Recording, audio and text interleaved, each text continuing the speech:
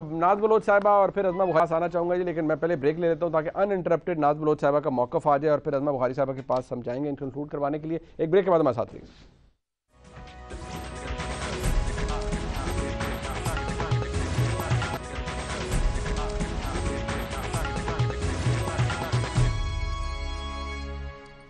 नाज बलोच साहिबा, ये इजाज़ चौधरी साहब का आपने गुफ्तगू सुनी, ठीक है। ये आइन और कानून की जो बहस है और ये जो हुकूमत कहती है कि हम सबसे बड़े दाई हैं कि आइन और कानून पर अमल होना चाहिए, इलेक्शंस फेयर होने चाहिए। पीडीएम भी चले मान लिया कि इसी मकसद के लिए बनी थी, लेकिन अब उसका कोई मुस्तकबिल रहा नहीं है। आप लोग है नहीं उसका पार्ट, एएनपी नहीं है, और बिलावल साहब तो ये कहते हैं हम तो चाहते भी नहीं है, और हम कौन जाना चाहता है वापस पीडीएम के अंदर। बिल्कुल, बिलावल भुट्टो साहब दुरुस्त फरमा रहे हैं और वो बार बार ये बात कह रहे हैं कि जनाब अब जब एक पीडीएम से हम बाहर हैं तो हमें बार बार क्यों हमारा नाम लिया जा रहा है, जिक्र किया जा रहा है कि जी आ जाएं, वापस आ जाएं, वापस आ जाएं। बात यह है कि जब आपने लेकिन विजुअल्स दिखाए, अभी अपने जो वीडियोस दिखाई हैं उसमें खुद पीएमएलएन की एक जो है शाहिद खाकान अब्बासी साहब का जो नैरेटिव है, फिर साथ ही अपोजिशन लीडर जो शहबाज शरीफ साहब का नैरेटिव है, ये दोनों बहुत ही तजाद रखते हुए मुख्तलिफ बयानात हैं। ये बिल्कुल मुख्तलिफ जो है वो इनकी राय है एक ही इशू के ऊपर। और बात यह है कि देखें, पॉलिटिकल पार्टीज जो है वो अंदरून खाना तो पार्टी के अंदर तो इख्तिलाफ राय होती है, वो ये नहीं होती कि एक शख्स आके कुछ कह रहा है, दूसरा शख्स आके कुछ और कह रहा है। तो ये तो पॉलिटिकल पार्टी के अंदर का एक डिसिप्लिन होता है जो कि सामने नजर भी आना चाहिए।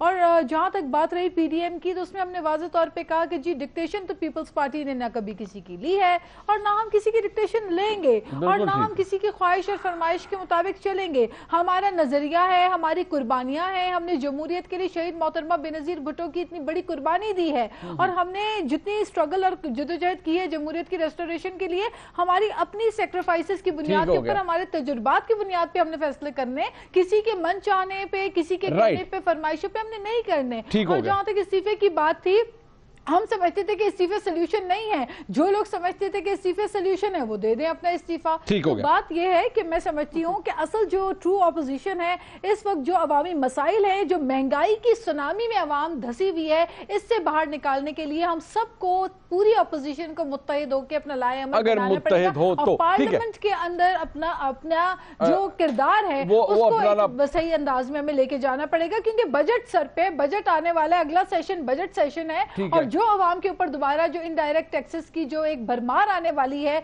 जो महंगाई की सुनामी आ रही है, उससे चलो ठीक हो गया, बिल्कुल ठीक है। इसके लिए हमें बैठकर सोचना ठीक है। अज़मा बुखारी साहब, पीडीएम के साथ चले, जो कुछ भी हुआ वो आपकी वजह से या मौलाना साहब की वजह से हुआ। डिक्टेशन पीपल्स पार्टी ने किसी से लेनी नहीं है, ये तो खैर बात आ गई सामने।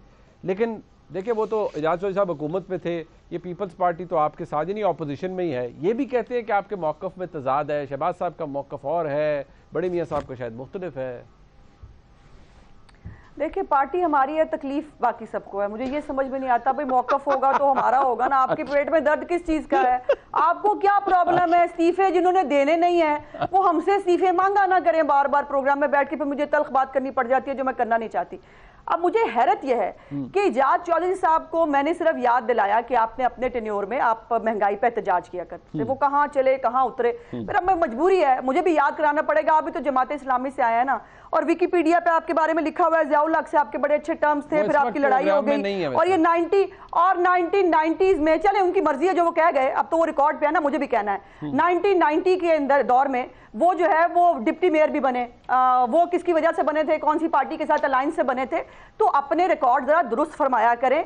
ये काउंसलर तक होने के काबिल नहीं है। अगर ये अपनी अपनी कैपेसिटी पे आए ना, ये काउंसलर होने के काबिल नहीं। और जमात इस्लामी जो है उसको हमेशा नून लीग ने कंधा दिया तो वो चंद सीटें जीतने के काबिल हुए हैं। जब से नून लीग ने कंधा हटाया है उसके बाद से जमात इस्लामी जो है वो अपने पैरों पर खड़ी नहीं हो सकी। तो इजाज चौधरी साहब को बड़ा शौक है ना दूसरों के जो है वो करने के लिए, तो बराए मेहरबानी अपने भी जो है वो गिरबान में झांक लिया करें। आप भी जमात इस्लामी से जो है वो यात्रा फरमाते हुए वाया ज़ियाउल हक जो है वो तशरीफ लाए हैं, तो इतने पादूद के दूल्हे तो आप भी ना बना करें। मुझे फिर जवाब देना पड़ता है, मैं देना नहीं चाहती थी।